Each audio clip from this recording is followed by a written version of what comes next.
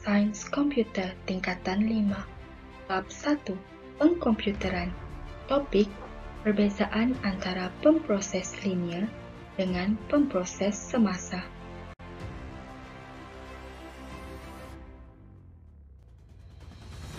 Standard pembelajaran. Akhir pembelajaran ini, pelajar akan dapat mengkaji perbezaan pemproses linear dan pemproses semasa. Ukuran kelajuan komputer melaksanakan sesuatu tugasan bergantung kepada keupayaan pemprosesnya. Komponen pemproses sentiasa dikaji dari segi teknologi pembuatan litar logiknya supaya dapat memproses data dengan kadar kelajuan yang tinggi. Terdapat dua jenis pemprosesan, yaitu pemprosesan linear dan pemprosesan tidak linear yang dilaksanakan dalam pemprosesan semasa. Pemprosesan linear juga dikenali sebagai pemprosesan bersiri, yaitu memproses data atau arahan secara berjujukan.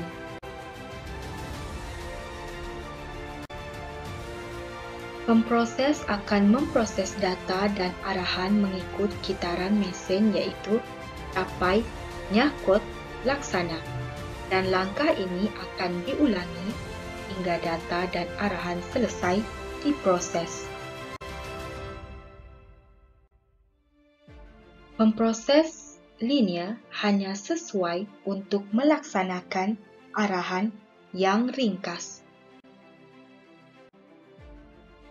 Pemprosesan semasa juga dikenali dengan nama pemprosesan tidak linear atau pemprosesan selari.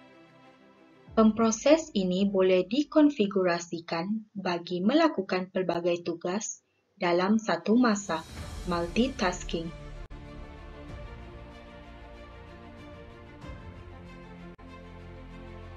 Pemproses semasa mampu melaksanakan beberapa arahan secara serentak dengan menggunakan teknik talian pipelining.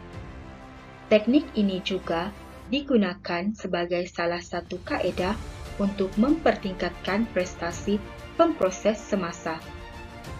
Teknik ini membenarkan pemprosesan arahan secara bertindih, overlapping.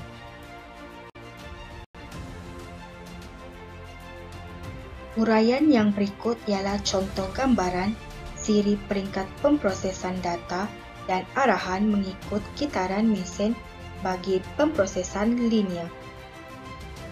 Rajah tersebut menunjukkan pemprosesan arahan secara berjujukan.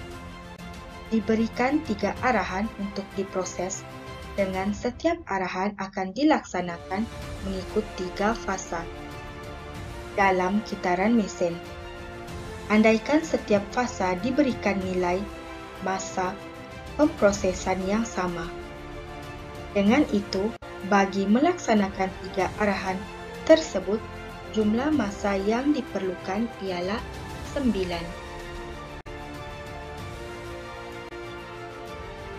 Dalam satu masa, pertindihan fasa boleh berlaku kerana ada fasa yang dilaksanakan secara serentak. Contohnya, pada milisaat kedua, 2 fasa dilaksanakan secara serentak, yaitu fasa ID, nyakut bagi arahan pertama, dan fasa IF, capai bagi arahan kedua.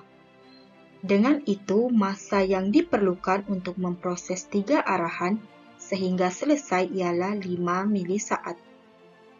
Masa memproses menjadi lebih singkat. Ini akan meningkatkan prestasi pemprosesan arahan.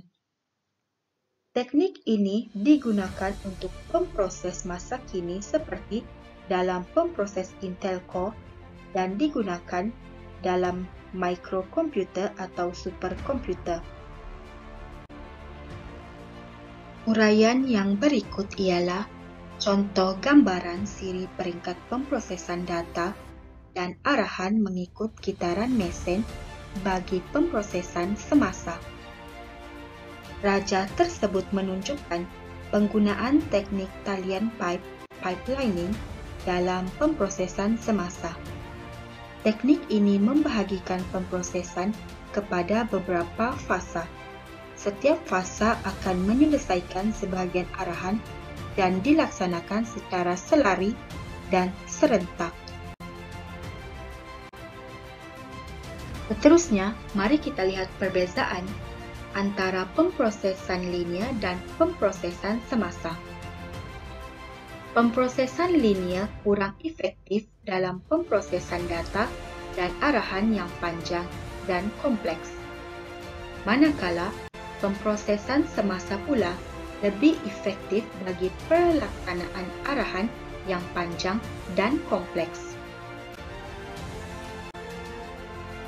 Pemprosesan linear hanya boleh melakukan satu tugas pada satu masa.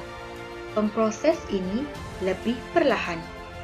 Manakala, pemprosesan semasa lebih efektif kerana arahan-arahan dibahagikan kepada beberapa bahagian dan dilaksanakan secara berasingan. Dengan itu, pemproses boleh melakukan pelbagai tugas dengan cepat pada satu masa.